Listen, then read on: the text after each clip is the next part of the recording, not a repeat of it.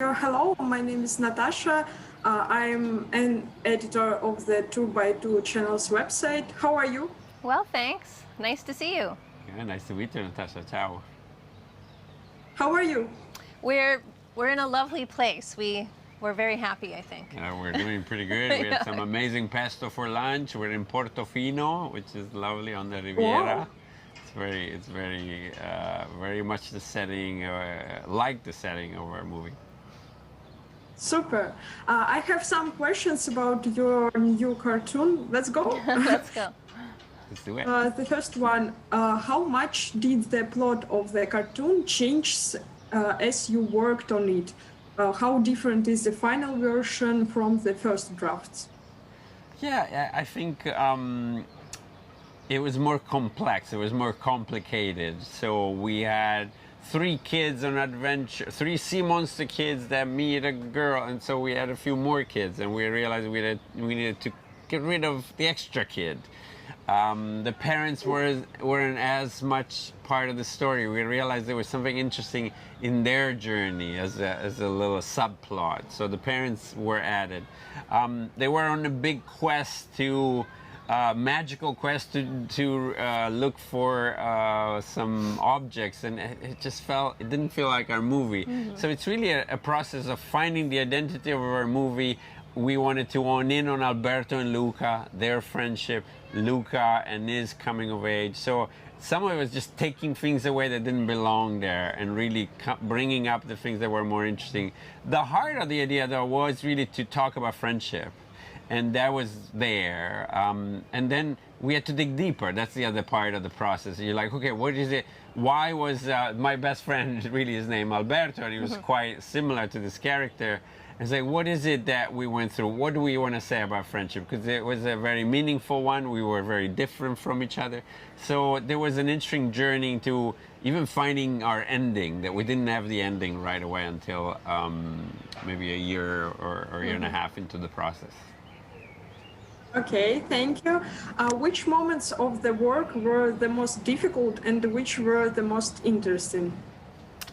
Oh, that's a good question. Yeah, I think the transformation was definitely probably the most technically challenging, or one of the most technically challenging. I mean, I think with our character department, they had to have two characters that could, merge one into the other. It's a big story point. It has to happen right on camera, and it has to be interesting. Luca's experiencing it for the first time, and we don't want it to be gross or weird. And so I think that it took a lot of work with animation and to understand, like, in his body, how does this feel to him?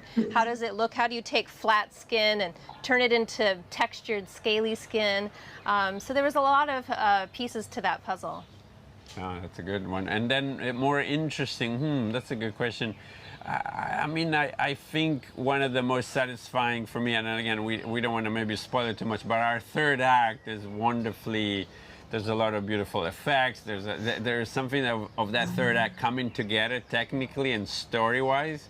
It was very exciting for us. It was just something that, because there's, we can say there's a race and there's just some fun action, but it came all together with the beautiful effects work that it's involved in it. Okay, thank you. Many users after the first trailer joked and tweeted that it was an animated version of Call Me By Your Name. What about it? Well, it's funny. I think Call Me By Your Name, the book was actually, it took place in the Riviera, so I think that might have been part of it too. Well, what I love about the metaphor we found with the sea monsters is that it really lets in all the way that as a kid one can feel different. My friend and I were just really nerdy and felt like losers. That was my experience. So I didn't grow up with that experience, but I am so appreciative, and I really feel it's important that this speaks to all the different ways that all of us in our own different identity feel that, because I think someone else would have probably have even more of a feeling of outsiderness. So I embrace, and I'm so happy that then we spoke more widely to all the way we feel other.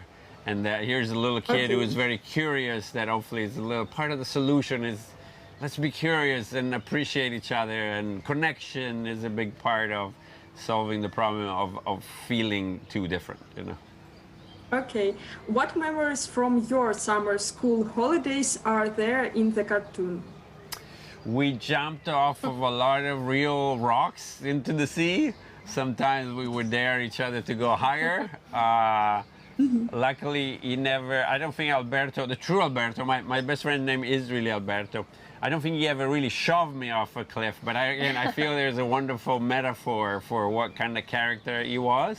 He really did drag me in a lot of adventures. Sometimes they were a little dangerous, but not all of them. And I was also shy, so I'm quite a bit like Luca. And we also had the luck of growing up on this beautiful coastline, so there's a lot of memory of that. And lastly, we also had a little scooter, so that was one way that we could move around and have a little bit of freedom. Okay, what is your favorite cartoon from Pixar or Disney? Oh, that's a good question.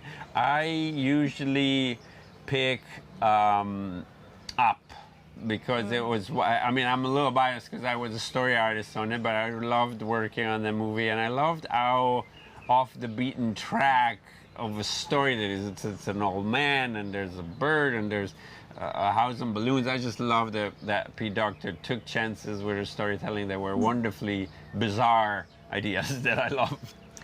Yeah, it's hard. It's very hard to pick, but I love Nemo. I think I appreciated it a certain way when it came out, but now that I'm a parent, I think I appreciate that film in a new way. So, yeah, it's hard. There's a lot of great stuff to pick from.